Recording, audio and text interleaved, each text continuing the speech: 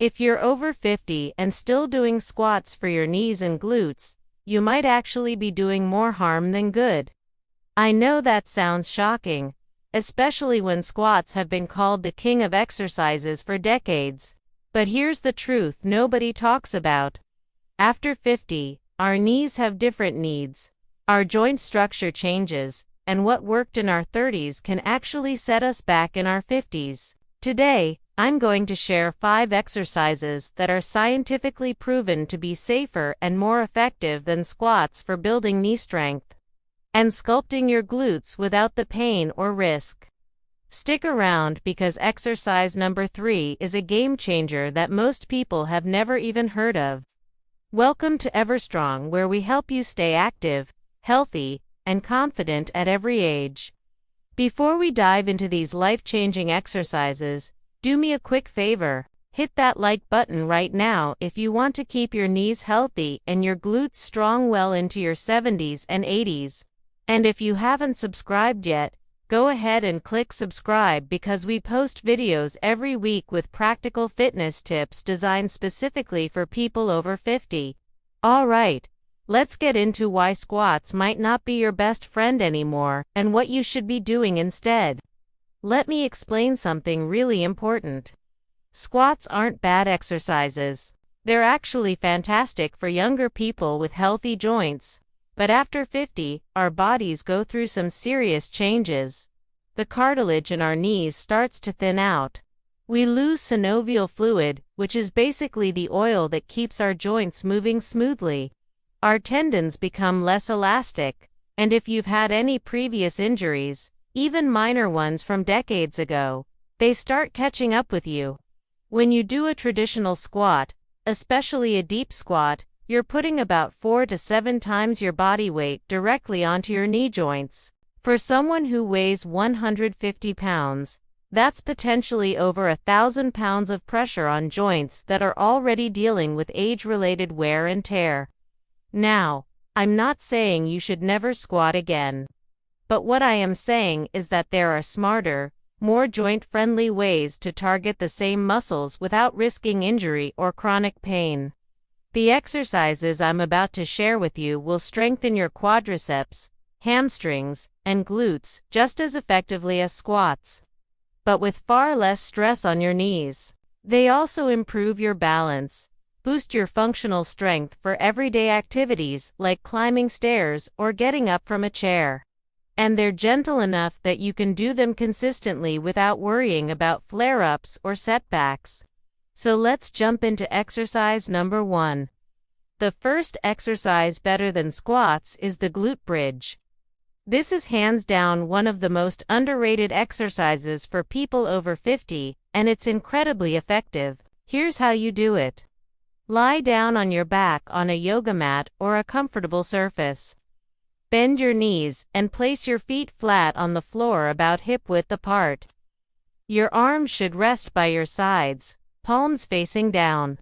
Now, engage your core, squeeze your glutes, and lift your hips off the ground until your body forms a straight line from your shoulders to your knees. Hold this position for 2 seconds, really focusing on squeezing those glute muscles at the top. Then slowly lower your hips back down, but don't let them touch the floor. That's 1 rep. What makes glute bridges so special is that they isolate your glutes and hamstrings without putting any pressure on your knees. You're working against gravity in a horizontal position, which means your joints are completely protected. This exercise also strengthens your lower back and core, which helps with posture and reduces back pain. If you want to make it more challenging, you can hold the top position for 5 seconds, or even add a resistance band around your thighs. Start with 3 sets of 12 to 15 reps, and trust me, you'll feel your glutes working harder than they ever did with squats. Another huge benefit of glute bridges is that they help activate your glutes properly.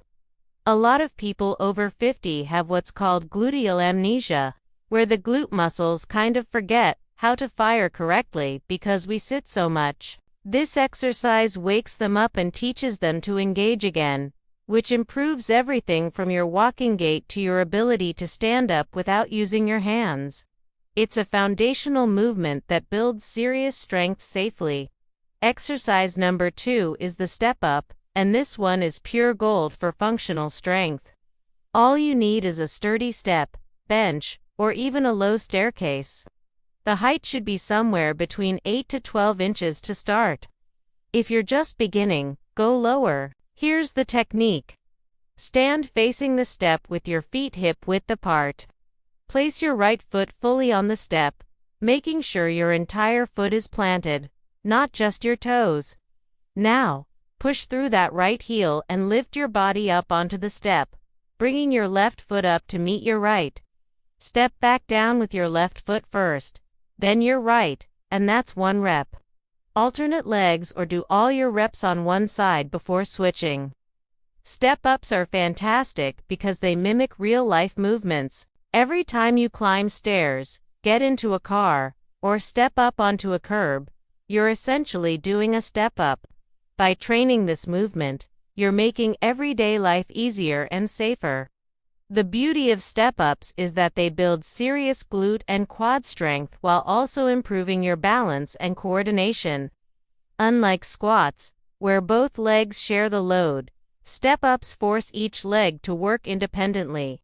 This helps correct muscle imbalances, which is super important as we age because imbalances lead to compensations, and compensations lead to injuries. You can make step-ups harder by holding light dumbbells in each hand or by increasing the height of the step as you get stronger. Aim for 3 sets of 10 to 12 reps per leg. Keep your chest up, your core tight, and really focus on pushing through your heel, not your toes.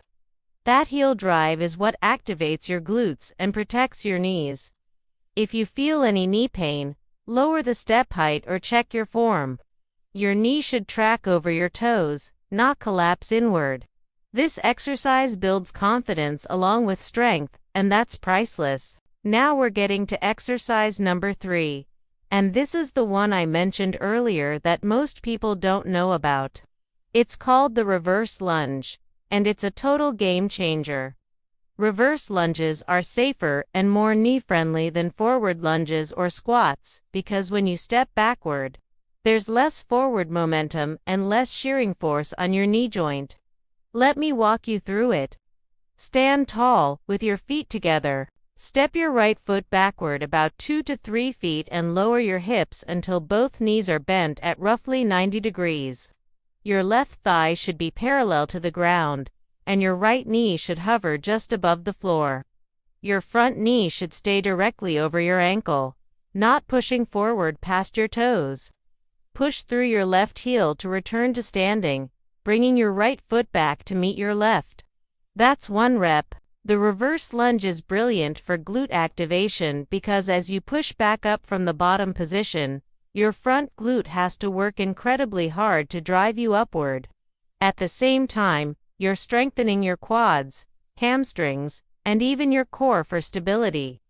Because you're moving in a backward direction, it's much easier to maintain proper alignment and control compared to forward lunges or squats where people tend to lean too far forward or let their knees cave in. It's a controlled, deliberate movement that builds strength and balance simultaneously. Here's a pro tip.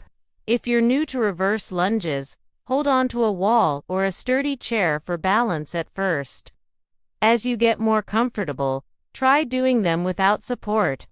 And if you really want to level up, hold a dumbbell in each hand or even just 1 dumbbell at chest height. Start with 3 sets of 10 reps per leg. The reverse lunge also improves your proprioception, which is your body's ability to sense where it is in space. This is critical for preventing falls as we age. By regularly practicing this movement, you're literally training your body to be more stable and coordinated in daily life. Before we move on, if you're finding these exercises helpful, drop a comment below and let me know which one you're most excited to try. I read every single comment, and I love hearing from you. Exercise number 4 is the lateral band walk, and this one targets a muscle group that squats barely touch. These are your hip abductors, especially your gluteus medius. This muscle is on the side of your hip, and it's responsible for stabilizing your pelvis when you walk, stand on one leg, or move side to side. Weak hip abductors are one of the main reasons older adults develop hip pain, knee pain, and even lower back pain. Here's how to do it. Place a resistance band around your legs, either just above your knees or around your ankles. The lower you place it, the harder it is. Stand with your feet hip-width apart and bend your knees slightly into a mini squat position. Keep your chest up and your core engaged. Now take a step to the right with your right foot, then follow with your left foot, but don't let your feet come together. Keep tension on the band the whole time. Take 10 to 12 steps to the right, then reverse and take 10 to 12 steps to the left. That's one set. The lateral band walk is amazing because it strengthens your hips in a way that protects your knees. When your hip abductors are strong, your knees track properly during any lower body movement, which prevents that inward knee collapse that leads to pain and injury. This exercise also improves your lateral stability, which is something we don't train enough as we get older. Most of our movements are forward and backward, but being strong side to side is just as important for preventing falls and staying mobile. Do 3 sets of this exercise, and you can use different resistance levels as you progress. Light resistance is perfect to start, and you'll be surprised how much you feel it working. Our 5th and final exercise is the wall sit, and don't let its simplicity fool you. This is a powerhouse move for building serious quad and glute endurance without any joint impact. Here's how you do it. Stand with your back against a wall and your feet about 2 feet away from the wall, shoulder width apart. Slide your back down the wall until your thighs are parallel to the ground, like you're sitting in an invisible chair. Your knees should be directly over your ankles, not past your toes. Your back should be flat against the wall, and your arms can hang by your sides or cross over your chest. Hold this position for 20 to 30 seconds to start, then stand up and rest.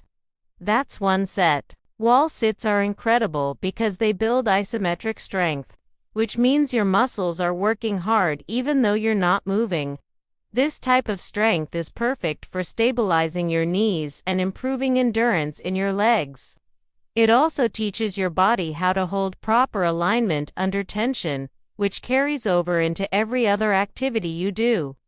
As you get stronger, you can hold the wall sit for 45 seconds, a minute, or even longer. You can also make it harder by holding a weight in your lap or by lifting one foot off the ground for a few seconds at a time. The wall sit is especially great for people who have knee pain during other exercises because there's zero impact and you have complete control over the depth of the position. If your knees hurt at 90 degrees, slide up a little higher until you find a comfortable range. Over time, you'll be able to go deeper as your strength improves. Aim for 3 sets, and rest about 30 to 45 seconds between each set. This exercise also builds mental toughness because holding that position gets challenging, and pushing through that challenge builds confidence and resilience. There you have it. 5 exercises that are safer, smarter, and more effective than squats for building knee and glute strength after 50. The glute bridge, the step up, the reverse lunge, the lateral band walk, and the wall sit. These movements will keep you strong, mobile, and pain-free for years to come. Remember, the goal isn't just to exercise. It's to exercise in a way that supports your body at this stage of life. If you found this video valuable, please share it with a friend or family member who needs to hear this.